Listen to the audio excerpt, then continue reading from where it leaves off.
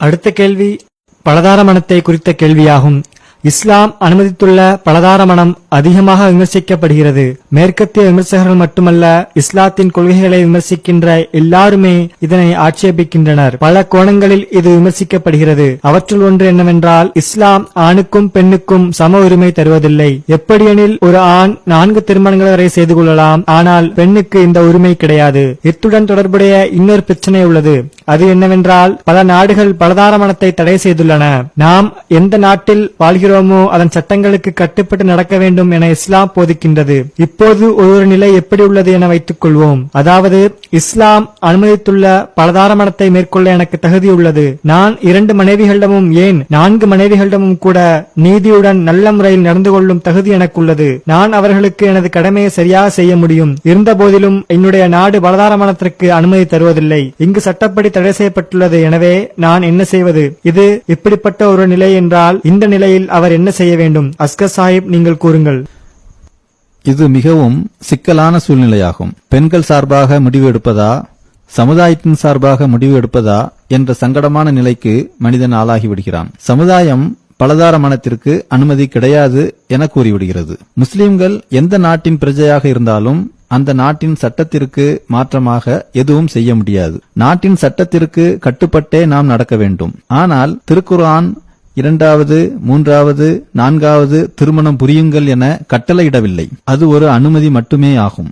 எனவே நாட்டின் சட்டத்திற்கு கட்டுப்பட்டு நடக்க வேண்டும் என்பதற்காக நாம் எந்த மார்க்க சட்டத்தையும் முறிக்க வேண்டிய தேவையில்லை. பெரும்பாலான முஸ்லிம்கள் இந்த விஷயத்தை நன்கு உணர்ந்துள்ளனர். அதாவது, நாட்டின் சட்டத்திற்கு கட்டுப்பட்டு நடக்க வேண்டும் என்பது திருக்குர்ஆனுடைய கட்டளையாகும். எனவே அதற்கே முன்னுரிமை தரப்பட வேண்டும். ஏனெனில் முஸ்லிம்கள் தமது நாட்டுடன் விசுவாசமாக நடந்து கொள்ள வேண்டும், அதிகாரிகளுடன் விசுவாசமாக நடந்து கொள்ள வேண்டும், நாட்டின் சட்டங்களை பின்பற்ற வேண்டும். ஒரு நாடு 2ஆம் திருமணத்தை தடை செய்தால் நாம் அதிலிருந்து தவிர்ந்து கொள்ள வேண்டும். நான் இதனை நமது ஜமாத்தின் ஒரு அனுபவத்தின் மூலமே எடுத்துக் கூறுகிறேன். நமது ஜமாத் சார்பாக அமெரிக்காவிற்கு அனுப்பப்பட்ட முதல் பிரச்சாரகர் முஃப்தி முகமது சாதிக் சாஹிப் ஆவார்கள். அவர்கள் 1920ஆம் ஆண்டு அமெரிக்கா சென்றார்கள். அமெரிக்காவில் அப்போதே பலதார மணம் தடை செய்யப்பட்டிருந்தது. அமெரிக்காவை அடைந்ததுமே அதிகாரிகள் அவரை கைது செய்து காவலில் வைத்தனர். அதற்கான காரணம் ஒன்றுதான். அதாவது, அவர்கள் கூறினர், நீங்கள் எந்த சமுதாயத்திலிருந்து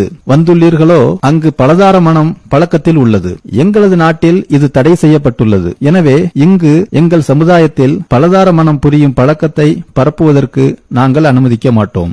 அதற்கு முஃப்தி முகமது சாஹிப் ரலியல்லாஹு அன்ஹு அவர்கள் கூறினார்கள், யார் உங்களிடம் இதை கூறியது? இஸ்லாம் என்றாலே பலதார மணம் என்றும் அதனை அமெரிக்காவில் பரப்புவதற்கே நான் வந்துள்ளேன் என்றும் உங்களிடம் கூறியது யார்? இஸ்லாம் பலதார மணத்தை ஒரு அனுமதியாகவே கூறியுள்ளது. நினைவில் கொள்ளுங்கள், ஒரு காலம் வரும், அப்போது இஸ்லாம் கூறியுள்ள இந்த போதனையின் ஞானத்தை நீங்கள் புரிந்து கொள்வீர்கள். ஆனால் இப்போது உங்கள் நாட்டின் சட்டத்தை, அதாவது ஒரு மனிதனுக்கு ஒரு மனைவிதான் என்ற உங்கள் சட்டத்தை நான் ஏற்றுக்கொண்டு அதனையே நான் பின்பற்றுவேன். நான் மட்டுமல்ல, எனது அமைப்பை சார்ந்த பிற முஸ்லிம்களும் இங்கு இந்த சட்டத்தையே பின்பற்றி வாழ்வோம். இவ்வாறு கூறிய பின்னரே அதிகாரிகள் திருப்தி அடைந்தனர். அமெரிக்காவில் வாழ்வதற்கு அன்னாருக்கு அனுமதி தந்தனர். மேலும் நமது தலைமையகத்தில் இருந்து ஒரு கடிதமும் அனுப்பப்பட்டது. அதில் எங்களது இந்த சகோதரர் பலதார மணத்தை பற்றி கூறியதே எங்களது நிலைப்பாடு என எழுதப்பட்டிருந்தது. பின்னரே அந்த அதிகாரிகள் அமைதி அடைந்தனர். ஆனால் முஃப்தி முகமது சாதிக் சாஹிப் அவர்கள் தெளிவாக ஒரு விஷயத்தை கூறியிருந்தார்கள். அந்த கடிதத்திலும் அவ்விஷயம் கூறப்பட்டிருந்தது.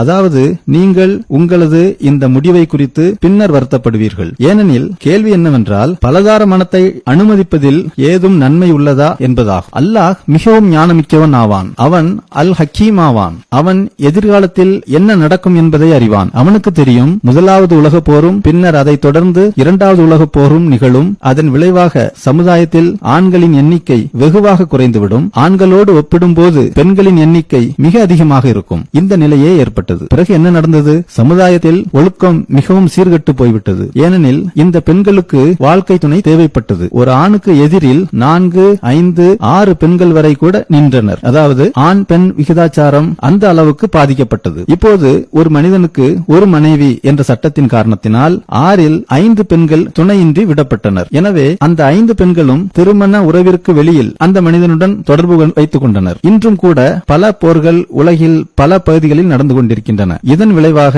ஆண் பெண் விகிதாச்சாரம் வெகுவாக பாதிக்கப்படுகிறது. சமுதாயத்தில் சமநிலை இல்லாமல் போய்விடுகிறது. இது மிகவும் ஆழமான பிரச்சனையாகும். எனவேதான் அல்லாஹ் விதவைகளையும் அனாதைகளையும் கவனிக்கும்படியும் அவர்களுக்கு மறுவாழ்வு வழங்க வேண்டும் எனவும் கூறுகிறான். இது தவிர மனித வாழ்வில் வேறு சில சூழ்நிலைகளும் வருகின்றன. அப்போதும் இரண்டாம் திருமணம் புரிவதற்கான அவசியம் ஏற்படுகிறது. இஸ்லாம் அதற்கு அனுமதி வழங்குகிறது.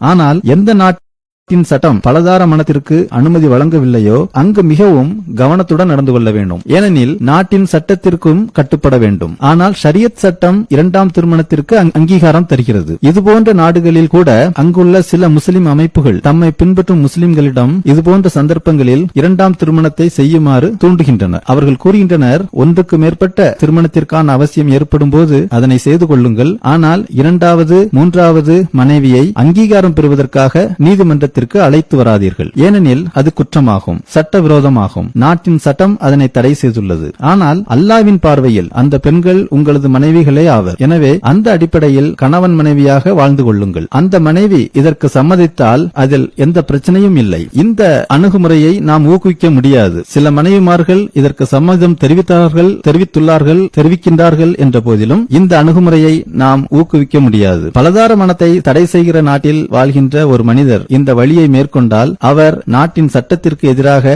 செயல்படுபவர் ஆக மாட்டார். ஏனென்றால் அமெரிக்காவில் திருமணம் புரிகின்ற ஒருவர் தனது மனைவி தவிர 10 பெண்களை வேண்டுமானாலும் இரகசியமாக வைத்துக் கொள்ளலாம். அன்றாடம் இது அங்கு நடைபெறுகிறது. யாரும் எதுவும் கேட்க மாட்டார்கள். எனவே அங்கு அசல் பிரச்சனை ஒரு மனிதன் எத்தனை பெண்களுடன் வாழ்கிறான் என்பதல்ல, எத்தனை பெண்களுடனும் வாழலாம். ஆனால் சட்டப்படியான இரண்டாம் திருமணம் செய்து கொள்ள கூடாது. அவ்வாறு செய்தால் நீங்கள் சட்டத்தை முறித்தவர்கள் ஆவீர்கள். ஜசாக்கல்லா கௌசத் சாஹிப், உங்கள் கேள்விக்கான பதிலை கேட்டிருப்பீர்கள். அஸ்கர் சாஹிப் கூறியது போன்று முக்கியமான விஷயம் நாட்டின் சட்டத்திற்கு எதிராக செயல்படக்கூடாது என்பதாகும். இது முஸ்லிம்களின் கடமையாகும். மார்க்கத்தை பின்பற்றும் போது இதனை நாம் கருத்தில் கொள்ள வேண்டும்.